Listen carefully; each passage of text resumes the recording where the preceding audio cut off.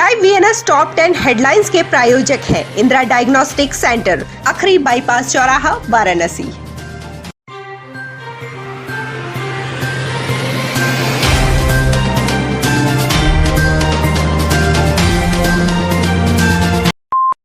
वाराणसी में गुरुवार को कोरोना के 783 नए मामले सामने आए। बीते 24 घंटे में कोरोना से 12 मरीजों की मौत हुई है। गुरुवार को होम आइसोलेशन से 643 मरीजों को छुट्टी मिली है, जबकि अस्पताल से 86 मरीजों को छुट्टी मिली है। जिले में कोरोना से मरने वालों का आंकड़ा 672 है। अब तक 77,727 कोरोना पॉजिटिव मरीज वाराणसी में मिल चुके हैं, जिनमें से 68,456 लोग स्वस्थ हो चुके हैं, जबकि एक्टिव केसों की संख्या 8,599 है। चोलापुर गांव के दलित बस्ती में बुधवार देर रात शराब के नशे में भतीजे ने ईंट से सर पर प्रहार कर अपने ही चाचा की हत्या कर दी। बाप बेटे में पैसे को लेकर हो रहे झगड़े में चाचा बीच बचाव कर रहे थे।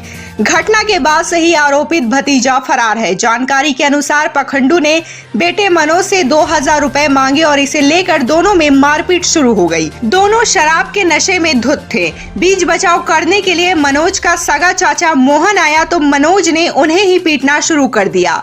सिर पर ईंट से हुए प्रहार से मोहन गंभीर रूप से घायल हो गए। भेलूपुर निवासी युवक की संदिग्ध परिस्थितियों में घर से गायब होने के बाद गुरुवार को विश्व सुंदरी पुल के पास गंगा नदी से शव बरामद हुआ है। परिजनों ने मृतक के यहां ही काम करने वाले युवक पर हत्या का आरोप लगाया है। इस मामले में पुलिस ने परिजनों की तहरीर पर अपहरण का मामला दर्ज किया था। युवक का शव मिलने की जानकारी होने के बाद परिवार में कोहराम मच गया। वहीं इस संबंध में वाराणसी कमिश्नरेट पुलिस ने तत्परता दिखाते हुए मृतक की हत्या के आरोप में उसके दोस्त और उसके मित्र को गिरफ्तार कर लिया। मृतक को आपसी विवाद में शराब पिलाकर गंगा में पुल से ढकेल दिया गया था। गुरुवार की सुबह 3 वर्षीय एक बच्चे का शव गंगा नदी में सामने घाट के पास उतराया मिला तो सनसनी फैल गई।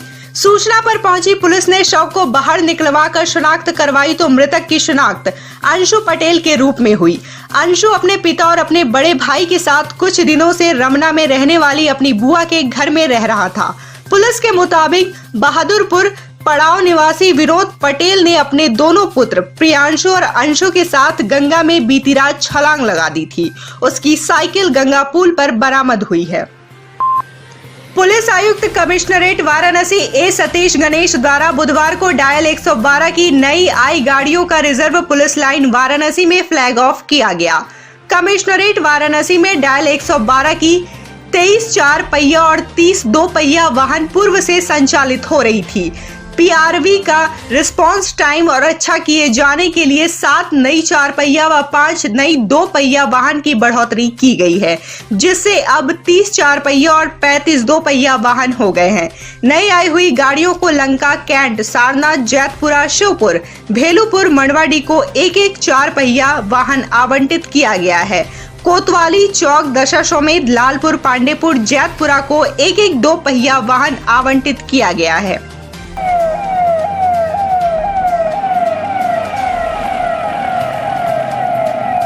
देखिए, आज वाराणसी कमिश्नरेट में हम लोगों ने यूपी 112 का जो हम लोगों का वाहनों का बेड़ा था, तो उसमें हमने 7 4 पहिया गाड़ियां और 5 2 पहिया गाड़ियां हमने जोड़ी हैं। माननीय मुख्यमंत्री जी से हमने विशेष अनुरोध किया था कि वाराणसी कमिश्नरेट के रिस्पांस टाइम्स में सुधार के लिए हमें एक्स्ट्रा रिसोर्सेज की आवश्यकता है, तो वो उन्होंने प्रदत्त की हैं। तो ये जो हमारी आज 12 पुलिस रिस्पांस व्हीकल्स हैं, ये विभिन्न थाना क्षेत्रों में सक्रिय हो जाएंगी आज से। और जब यूपी 112 पे कॉल आएगी तो अपराध और अपराधियों पे नियंत्रण करने के लिए ये तत्काल मौके पे पहुंचेंगी और इससे ओवरऑल जो हमारा क्राइम का पैटर्न है उस पर अंकुश लगाने में हमें मदद मिलेगी। चंदौली जनपद के धानापुर थाना क्षेत्र के बडौरा गांव के समीप गुरुवार की दोपहर गंगा नदी में आधा दर्जन शव उतराए मिले। इससे क्षेत्र में हड़कंप मच गया।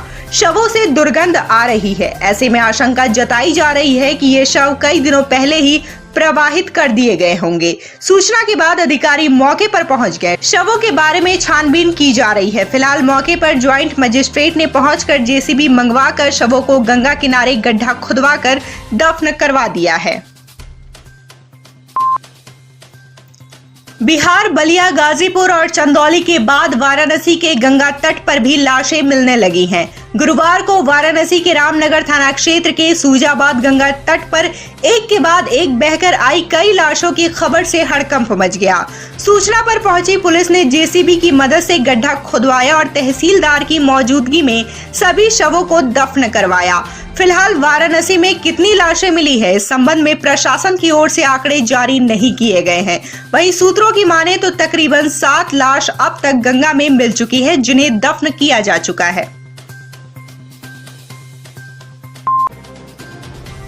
गुरुवार को कोतवाली थाना क्षेत्र के मैदागिन चौराहे से लेकर मालवीय मार्केट तक सभी दुकानें बंद करवाई गईं। वहीं इस दौरान अनावश्यक रूप से खुली कपड़े की दुकानों को भी बंद करवाया गया। बता दें कि कोरोना संक्रमण की चेन को तोड़ने के लिए लगाए गए आंशिक कोरोना कर्फ्यू को बार बार आम जनता द्वारा तोड़ा जा रहा है। ऐसे में वाराणसी कमिश्नरेट पुलिस लगातार व्यापक कार्रवाई कर रही है।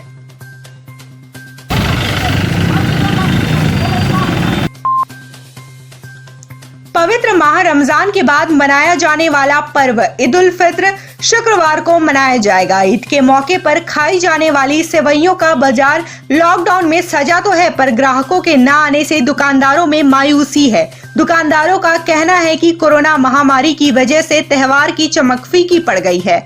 शहर के मुस्लिम बाहुल इलाके पीली कोठी में ईद की बाजारों में लॉकडाउन की वजह से सन्नाटा पसरा हुआ है।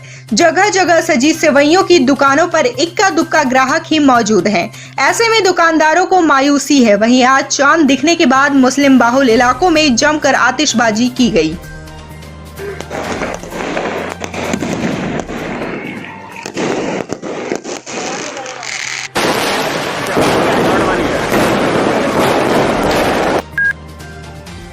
जिले के जनप्रतिनिधियों और बाल रोग विशेषज्ञों के साथ वाराणसी के आला अधिकारियों ने गुरुवार को कमिश्नरी सभागार में कोरोना की तीसरी लहर के मद्देनजर व्यापक तौर पर रणनीति बनाने के लिए मंथन शुरू कर दिया है।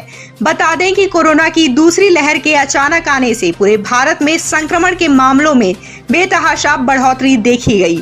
पहले से मुकम्मल तैयारी न होने के कारण दूसरी लहर में काफी ज्यादा जनहानि हुई। अब जब विशेषज्ञों ने कोरोना की तीसरी लहर की चेतावनी जारी कर दी है, तो देश भर में इसे लेकर तैयारियां शुरू हो गई हैं। जिलाधिकारी कौशल राज शर्मा के अनुसार वाराणसी में तीसरी लहर के लिए तैयारियां शुरू कर दी गई हैं। डॉक्टरों से मिले फीडबैक के अनुसार जल्द से जल्द बनारस में चिकित्सकीय सुविधाओं में इजाफा किया जाएगा। बहुत ही महत्वपूर्ण इनपुट मिले हैं और आने वाले एक वीक में बड़े ही कोऑर्डिनेशन के साथ हम लोगों ने तय किया है कि सारी लिस्टिंग हम लोग कर लें कि किस प्रकार के आईसीयू, एनआईसीयू, पीआईसीयू या किस प्रकार के वेंटिलेटर बेड या कौन कौन से हॉस्पिटल में कैसे कैसे इलाज हो सकता है, वो सारी की सारी लिस्टिंग एक वीक में करने के बाद उसके तुरंत बाद हम लोग इनको सुविधाओं को डेवलप करने का काम शुरू कर दें, ताकि भविष्य में अगर कोई ऐसी चीज़ होती है तो विद इन ए मंथ हम लोग उसके लिए तैयार हो जाएं और भविष्य में बच्चों को कोई अफेक्ट करने वाली कोई कोविड की बीमारी या कोई और बीमारी या कोई थर्ड वेव आती है तो इलाज के लिए हम लोग पहले से ही सक्षम रहें।